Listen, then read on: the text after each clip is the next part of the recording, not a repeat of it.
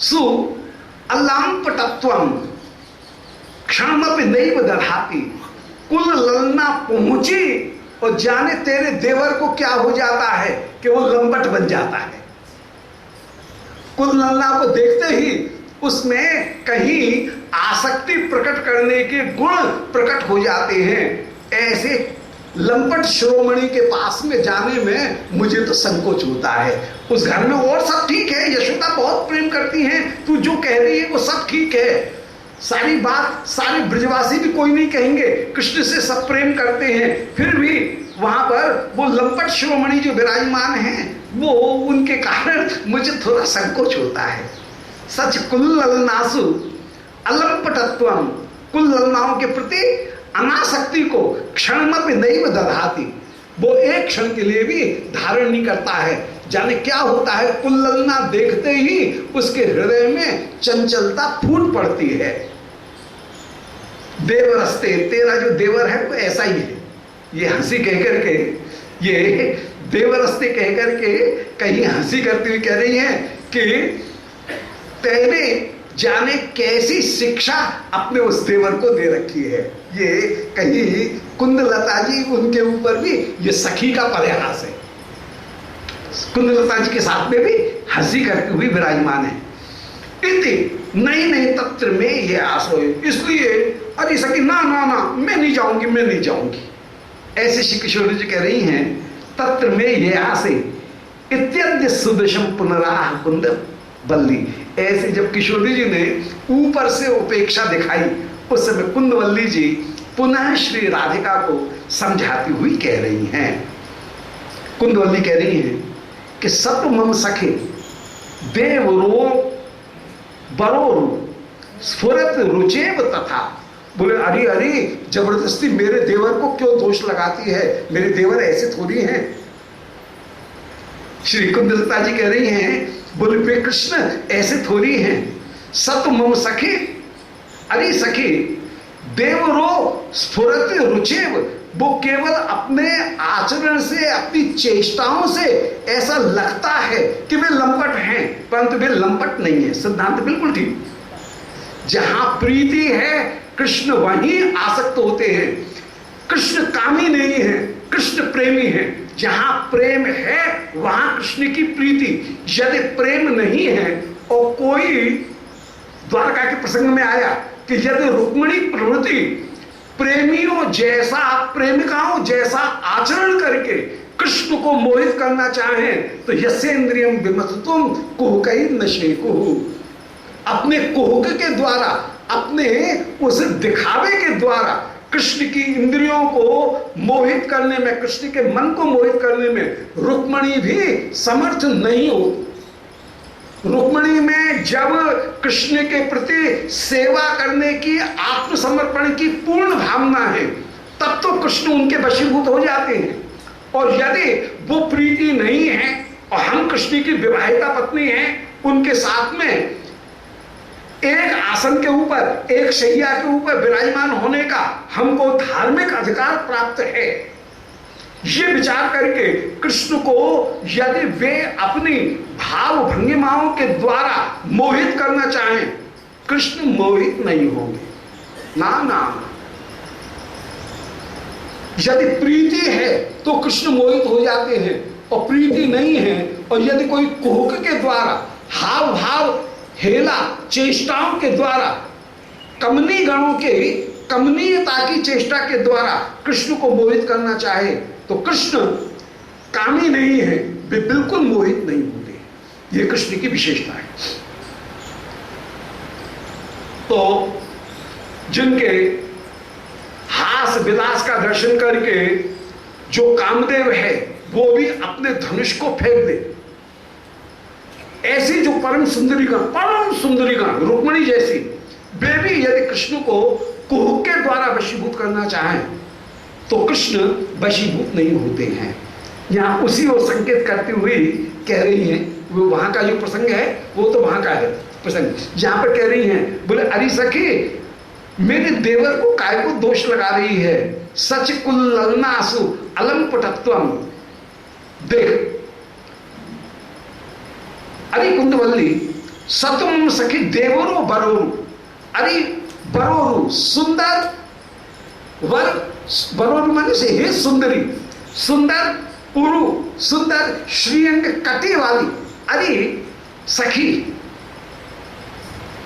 मेरे जो देवर हैं कृष्ण, बेस्फुरत रुचेव, वे केवल ऊपर से दिखने में ऐसा दिखते हैं कि वे बड़े लंपट हैं। यथा विधात्वम, तूने जैसा कहा वैसा वे केवल दिखते हैं, परंतु वे लंपट नहीं हैं। त्वयि तो चिरम अलंपटी भविष्यति, वे तो तेरे प्रति सर्वदा अलंपट होकर के ही रहेंगे। परंतु बड़ी चतुर श्री कुंदलता जी ऊपर से कह रही हैं कि नहीं वे लंपट नहीं हैं, और दूसरे भीतर ही भीतर क्या कह रही हैं, श्लेष में कह रही हैं कि चिरम अलम पटी भविष्यतः, वे पर्याप्त मात्रा में पटी भविष्यतः, अर्थात वे तेरे श्री अंग के वस्त्र ही बनकर के, नीलांबर बनकर के ही सुशोभित होंगे। ये लीला में कह रही है। तो चिरम अलंपटी भविष्यतः और चिरम अलम पटी भविष्यतः, दो तरह से अर्थ हो गए, पटी भविष्यतः और अलम पटी भविष्यतः। लंपट नहीं होंगे तो अलंपटी भविष्यतः, ये एक अर्थ हुआ। ऊपर से कहा जा रहा है कि वे लंपट नहीं होंगे, वे अरे सखी तुझे प्राप्त करके वे अलंपटी माने लंपट नहीं होंगे, वे ऐसे होंगे। और श्लेष में कह रही है कि चिरम अलम पटी भविष्यतः, वे तेरे वस्त्र के समान ही तुझसे लिपट जाएंगे। अरे सखी इसलिए चिंता मत कर, ऐसे हंसी कह रही है। मैं विश्वास ही, अरे सखी मेरे ऊपर तू विश्वास कर, वे लंपट नहीं होंगे, या अलम माने पर्याप्त मात्रा में, पटी भविष्यतः तेरे वस्त्र ही बन करके, तेरे नीलांबर बन करके ही वे सुशोभित हो जाएंगे। इसलिए मैं जो कह रही हूं इसके ऊपर तू विश्वास कर। अरे सखी इसके ऊपर विश्व से ही प्रकामम एही, इससे चल सखी चल, जल्दी से अब नंद भवन में चल। कहना चाह रही हैं कि अरे सखी प्यारे से मिलने के लिए, प्यारे अत्यंत व्याकुल हो रहे हैं, उत्सुक हो रहे हैं, उनसे मिलने के लिए तू चल, मिलने के लिए चल। तो यहां पर श्लेष अलंकार का प्रयोग हुआ। एक अर्थ हुआ चिरम अलंपटी भविष्य, श्री श्याम सुंदर तेरे प्रति लंपट नहीं होंगे, तेरे प्रति आसक्त नहीं होंगे, मैं इस बात की गारंटी दे रही हूं। और तत्व में कह रही है क्या कि वे चिरम माने वास्तव में, अलम पटी भविष्यतः वे शुद्ध वस्त्र होकर के ही तेरे पास में विराजमान होंगे, तेरे नीलांबर बन करके ही वे तेरे साथ में विराजमान होंगे। इसलिए प्रकामम एही, अरे सखी चल प्यारे से मिलने के लिए चल, प्यारे से मिलने के लिए चल। ये अभिसार कराती हुई श्री कुंदलता जी विराजमान हो रही है। समुचित मिदमेव कृष्ण सद्माम तिकमपि वेद से परांगनम यदेतत्। अब श्री कुंदलता जी के जितने भी वचन हैं वे सब श्लेष के वचन हैं। अब ये श्लेष में कह रही हैं, गहरा बात ऊपर से कह रही हैं, कुछ भीतर से अर्थ निकल रहा है, कुछ किशोरी जी इस अर्थ को समझ रही हैं। गुरुजन भी यदि वहां पर हो तो वे उस अर्थ को नहीं समझेंगे, कोई दूसरा वृद्धागण उस अर्थ को नहीं समझेंगे। जो सखीगण हैं, किशोरी जी हैं, वे ही इस अर्थ को, गंभीर गूढ़ अर्थ को, भीतर के अर्थ को श्री किशोरी जी की सखी तो समझ जाएंगे, और दूसरी जो गुरुजन हैं वे इस अर्थ को नहीं समझेंगे, वृद्धाजन अर्थ को नहीं समझेंगे। श्री कुंदलता जी कह रही हैं, कदाचित कोई छिप करके सुन रहा हो सखी क्या बात कर रही है, इसको सुन भी रहा हो तो उसके हाथ पल्ले कुछ भी नहीं लगेगा। श्लेष में ये बात कही जा रही है, छपा करके बात कही जा रही है कि समुचित मिदमेव कृष्ण सद्मांतिकमपि वेत्सि परांगनम यदेतत्। वो समुचितम इदमेव, ये बात बिल्कुल सत्य है कि कृष्ण सद्मांतिकम अपि, कृष्ण के भवन के पास में ही वेद से परांगनम न यदेत। कृष्ण तो इतने सीधे हैं, वाह, जैसे लोग कितने भोले हैं, बोलते ऐसे भोले हैं, इतने सीधे हैं कि वे अपने घर के पास के आंगन तक को नहीं जानते, बिल्कुल दूध के धुले हुए। मेरे देवर वे तो ऐसे हैं कि वे तो जैसे कोई चीज जानते ही नहीं है। अपने कृष्ण सदमांतिकम, अपने भवन के पास के, भवन के दूसरे के आंगन तक को भी वे नहीं जानते हैं। तो कृष्ण सदमांतिकम अपनी वेद से परांगनम न यदेत, दूसरे के आंगन को भी नहीं जानते हैं। और श्लेष में क्या कर रहे हैं कि मत कृष्ण सदमांतिकम, कृष्ण के भवन में आई हुई परांगना को भी वे नहीं जानते हैं। अर्थात तेरे अतिरिक्त कोई दूसरी परांगनम में श्लेष का, परांगनम का एक अर्थ हुआ दूसरे आंगन को नहीं जानते हैं, और दूसरा अर्थ हुआ कि पराई किसी अंगना को वे जानते ही नहीं है। परांगना के, परांगन के दो अर्थ हो गए। परांगना का एक अर्थ हुआ परांगना, पराई, परकिया, और एक अर्थ हुआ कि वे दूसरे के आंगन, इनको भी नहीं जानते हैं। तो अरे सखी, मैं जानती हूं कि वे तेरे अतिरिक्त किसी अन्य परांगना को, पराई स्त्री को कभी जानते ही नहीं है, परकिया को कभी जानते ही नहीं है। वे तो तुझे ही एकमात्र चाह रहे हैं, वे तेरे अतिरिक्त कहीं और जगह उनकी प्रतीति नहीं है, उनकी आसक्ति नहीं है। तो समुचित मिलमेव,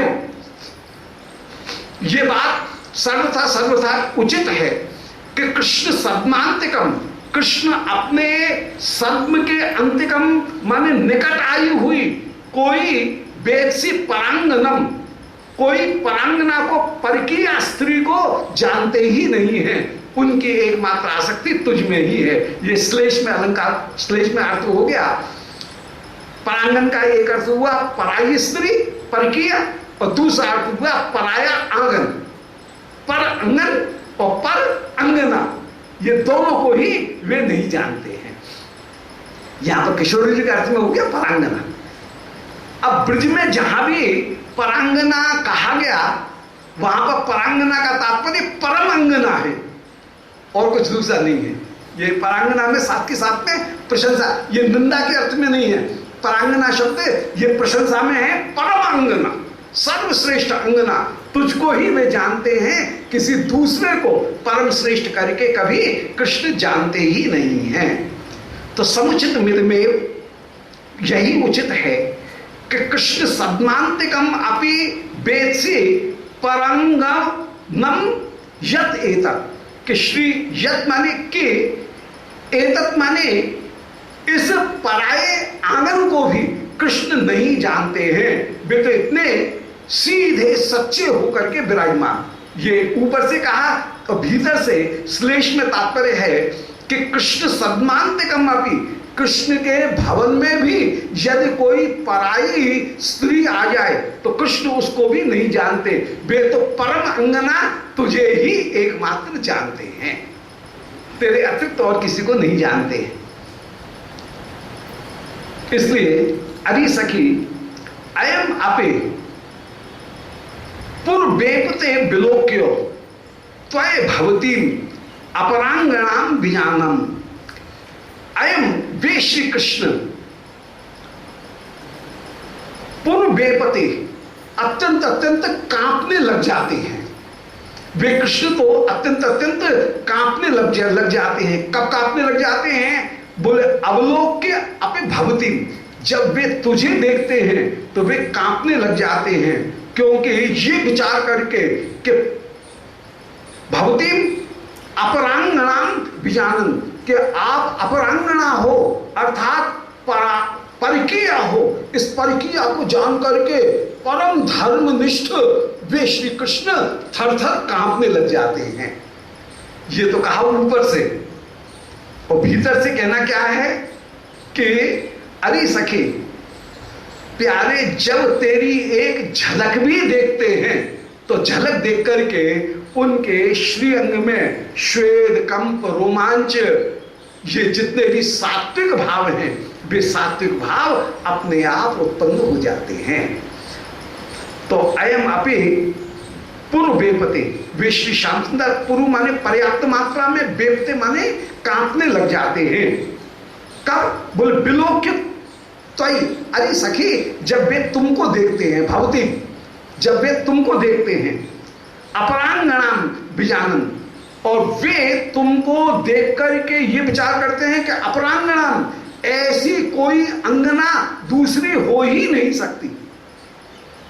अपरांगना, तुम अनुत्तर सौंदर्य वाली हो, तुमसे बढ़कर के किसी का सौंदर्य है ही नहीं, ऐसा बीजानन, ऐसा मानते हुए श्री कृष्ण थर थर कांपने लग जाते हैं। इसलिए अरे सखे विलंब मत कर, विलंब मत कर। श्री किशोरी जी मन की बात समझ रही है, ये किशोर जी के मन की बात कह रही हैं। ऊपर से किशोरी जी यदि कहीं अभिथा प्रकट कर रही हैं तो ये श्याम सुंदर के पास में प्रिया को अभिसार कराने के लिए प्रेरित करती हुई विराजमान हो रही हैं। कुरबर तनुधर्म संजिहासा, संजिहासा ध्वनि किमुदय पदा सदा भवेयम न तनु सखी तदर्थ मर्थ न तनुंद्रा अभिलषितम तब शेष्यति प्रकाम। उस समय श्री राधिका ने जब ये वचन कहा तो उस समय श्री कह रही है कुरवर्तन धर्म संजिहासा। श्री राधिका बोली कि अरे सखी कुरवर्तन धर्म संजिहासा, बोले क्यों मुझे कुल पतियों के धर्म का त्याग करने के लिए तू प्रेरित कर रही है। कुल रमणियों के धर्म के त्याग करने का जो मार्ग है उस मार्ग में अध्वनि किम दत्त पदा सदा भवेयम, बता मैं कैसे कुल रमणियों के जो मार्ग है उसमें पैर रख सकती हूं, कुल रमणियों के विरुद्ध मार्ग में मैं कैसे पैर रख सकती हूं। अर्थात मैं कुल रमणियों का मर्यादा उसका त्याग नहीं करूंगी, मैं लोक वेद की मर्यादा का त्याग करके पराए घर में रसोई करने के लिए नित्य नित्य पर आंगन में नित्य नित्य जाऊं, ये अच्छा नहीं लगता है, मुझे अच्छा नहीं लगता है। क्यों? कुल रमणियों का ये धर्म नहीं है कि वे दूसरे के आंगन में नित्य नित्य जाएं। इसलिए कुल धर्म संजिहासा, जो कुल रमणीगण हैं उनके धर्म का त्याग कराने के लिए अध्वनि उस उल्टे मार्ग में, उस गलत मार्ग में कि वो दत्त पदा, तू क्यों मुझे चरण रखने के लिए प्रेरित कर रही है।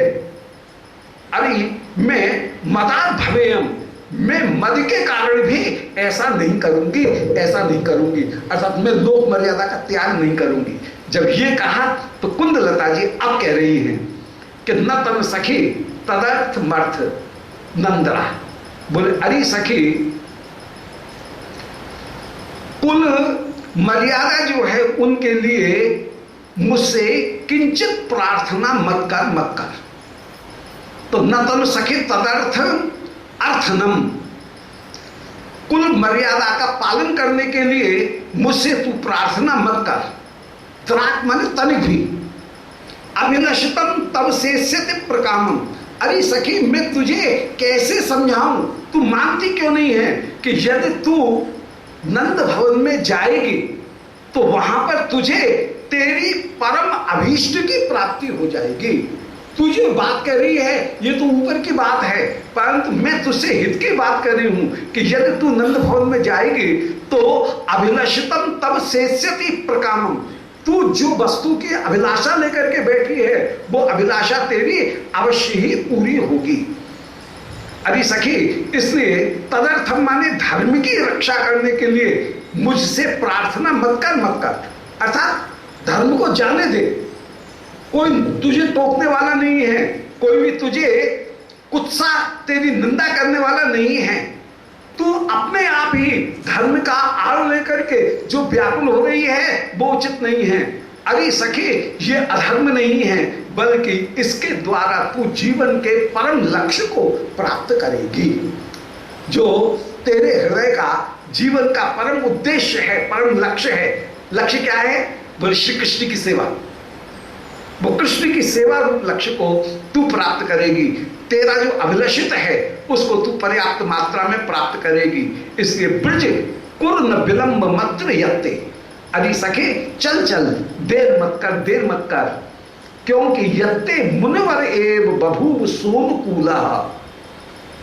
कोई भी कहे तो उसका जवाब मैं दूंगी, क्योंकि मुनिवर दुर्वासा ऋषि तेरे अनुकूल हो गए हैं। दुर्वासा ऋषि ने तुझे वरदान दिया है। कोई कहेगी तो हम कहेंगे, हम गवाही देंगे कि अरे दुर्वासा ऋषि ने हमारी सखी को वरदान दिया गया, वरदान दिया है, इसलिए मेरी सखी बड़े आदर के द्वारा, रानी के द्वारा, ब्रजरानी के द्वारा जब बुलाई जा रही हैं, इसलिए भी जा रही हैं। अरे यदि किसी महान तपस्वी को, महान गुणशालिनी को यदि कोई आदर पूर्वक बुलाए, उनका पूजन करते हुए बुलाए, तो क्यों नहीं जाएंगे? तुम लोग तो चिढ़ते हो, इसलिए हमारी सखी के ऊपर उंगली उठा रहे हो। उनके पास में इतने महान गुण हैं, दुर्वासा ऋषि ने उनको इतनी महिमा प्रदान की है। जो गुणशाली होगा उसको दुनिया बुलाएगी ही, उसको वो जाएगा ही। इसलिए इसमें बुराई की क्या बात है? ये तो हमारी सखी की महिमा को बढ़ाने वाली एक उल्टी बात है। जगत में तेरी ख्याति को फैलाने वाली बात है, ये निंदा को फैलाने वाली बात नहीं है। ये तो यदि कोई दूसरा सुनेगा तो वो भी तेरी तुझे ख्याति प्रदान करते हुए ही विराजमान होगा। इसलिए बड़ी सुंदर तर्क, कितना सुंदर दे रही हैं कि ब्रज नकुल विलंबम। सखी जल्दी चल, जल्दी चल, देर करने की आवश्यकता नहीं है। यत्ते मुनिवर एव बभूव सोनुकूलः, कि वे मुनिवर दुर्वासा ऋषि ही तेरे अनुकूल हो गए हैं। और यदि कोई कहता है तो हम ये कहेंगे कि दुर्वासा ऋषि ने हमारी सखी को वरदान दिया है, और सखी इतनी महिमाशालिनी है कि तुम तो चीज क्या हो। बड़े बड़े यहाँ के जो राजा हैं वे भी मेरी सखी की पूजा करके, आदर करके उनको बुला रहे हैं। अरे सखी, ये बात तो तेरे गौरव की वृद्धि करने वाली है, ये उल्टी तेरे गौरव को घटाने वाली नहीं है। इसलिए तुझे संकोच करने की आवश्यकता नहीं है। अरे सखी, जल्दी चल, जल्दी चल। इति विहसित भार्य तत्र तस्या मवदत्सा सहसोपसृत्य जटिला। ऐसे इन सखियों की वार्तालाप पूरी हुई। ये सखीगण जैसी वार्तालाप कर रही थी, जटला जी आधी कहीं सुनी, आधी नहीं सुनी। बातचीत करते करते दूर से आते आते जितना सुना उसमें कह रही है, देखो कितनी सुंदर तरह से कुंदलता ने समझाया। और जटला जी ने आकर के तुरंत श्री राधा रानी को अनुमति प्रदान की और कह रही हैं कि राधे जाओ जाओ, ये कुंदलता आई हैं, आहार, इससे तो तुम्हारे यश की वृद्धि होगी, जाओ जाओ, मैं अनुमति प्रदान कर रही हूँ। ऐसे जटला से अनुमति प्राप्त कर ली है। तो इति विहसित भाज, ऐसे श्री राधिका भी भीतर ही भीतर हंस रही हैं और श्री कुंदलता जी भी स्पष्ट रूप से हंस रही हैं। विहसित भाज, दोनों हंसती हुई विराजमान हैं।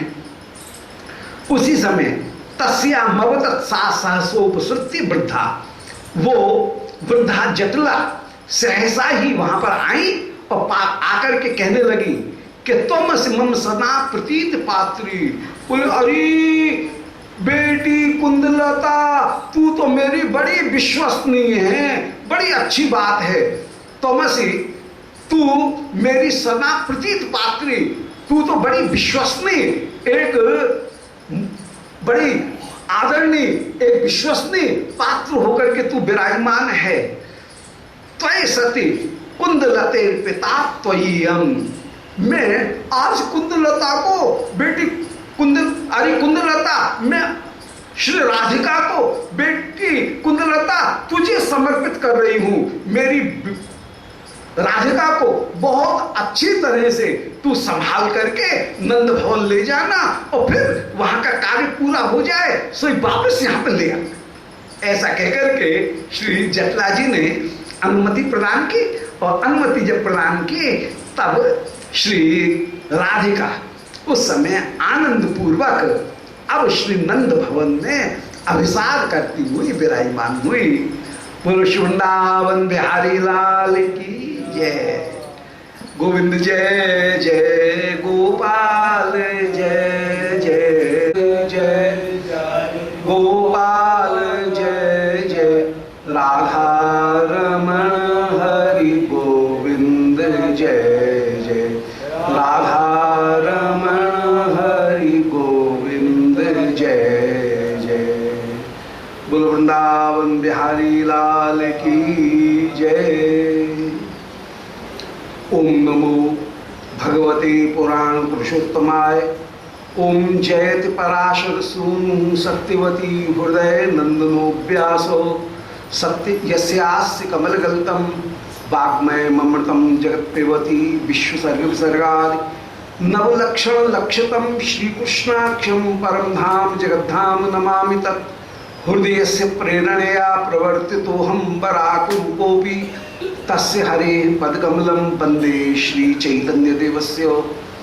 वंदे हम श्री गुरोर्श्रीयुत्पदकमलं श्री गुरुं वैष्णवांश्च श्री रूपं साग्रजातं सहगण रघुनाथान्वितं तं सजीवं साद्वैतं सावधूतं परिजन सहितं श्री कृष्ण चैतन्य देवं श्री राधा कृष्ण पादान् सहगण ललिता श्री विशाखान्वितांश्च आजान लंबित भुजौ कनकावदातौ संकीर्तनैक पितरौ कमलायताक्षौ विश्वंभरौ द्विजवरौ युगधर्म पालौ वंदे जगत्प्रियकरौ करुणावतारौ श्री राधा प्राणबंधो चरण कमलयोर केश शेषाब्दिगम्या या साध्या प्रेम सेवा ब्रज चरित परई गाढ़ लौल्यैक लभ्या सास्यात् प्राप्ता ययां तां प्रथयतु मधुना मानसी मत्स्य सेवां भाव्यां रागाद्वपान्तै ब्रजमन चलितं नैतिकं तस्य नौमि।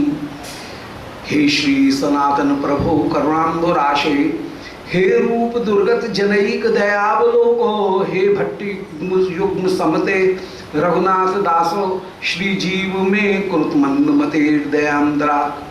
बोलो श्री वृंदावन बिहारी लाल की जय। परम मंगल श्री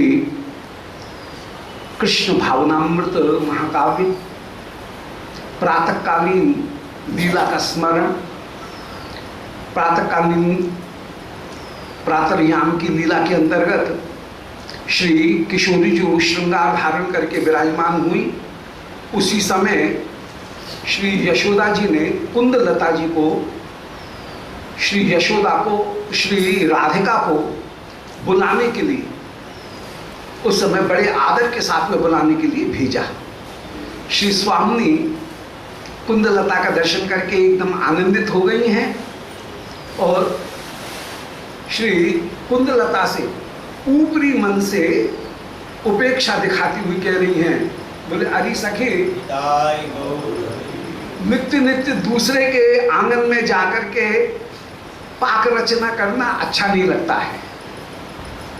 उस समय श्री कुंदलता जी ने बड़ी चतुराई के साथ में उनको समझाया कि श्री कृष्ण के लिए सारे ब्रजवासी अपना सब कुछ समर्पित करके विराजमान हैं, इसलिए कोई भी तेरी निंदा नहीं करेगा।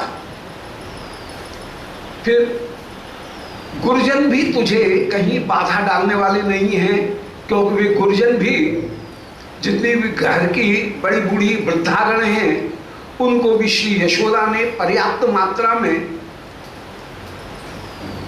वस्त्र अलंकार स्वर्ण इन सब वस्तुओं को दे दिया है, इसलिए वे भी विरोध नहीं करेंगी। परंतु दिया है उस धन के लोभ में तुमको भेज रही हैं, सो बात नहीं है। ब्रजवासी कृष्ण का सहज रूप से हित चाहते हैं, इसलिए ये तुम जाओगी तो वहां पर कोई भी तुमको कुत्सा के वचन नहीं कहेगा, तुम्हारे ऊपर कोई आक्षेप के वचन नहीं कहेगा। इसलिए अरे सखी, श्री यशोदा अत्यंत स्नेह करती हैं। एक तीसरा तर्क दिया, यशोदा अत्यंत स्नेह करती हैं और वे यदि तुम्हारा मुख दर्शन नहीं करें तो कृष्ण का मुख दर्शन न करके जैसे उनको व्याकुलता होती है, उससे ज्यादा व्याकुलता तुम्हारा मुख दर्शन न करने पर श्री यशोदा को होती है। इसलिए यशोदा के स्नेह के कारण, मैया के स्नेह के कारण अब तुम जल्दी से वहां पधारो। इतने में ही श्री जटला आ गई हैं, और जटला 18वें श्लोक में, 5वें सर्ग के 18वें श्लोक में पहले कल के प्रसंग में वर्णन कराए कि जटला उस समय श्री कुंदलता जी से कह रही हैं कि अरे कुंदलता, तू एक विश्वसनीय व्यक्ति है, इसलिए मैं अपनी वधू को तेरे हाथ में समर्पित कर रही हूं। तो तेरे हाथ में जब है तब मुझे कोई चिंता की बात नहीं है, तेरे भरोसे मैं अपनी वधू को भेज रही हूं। इसलिए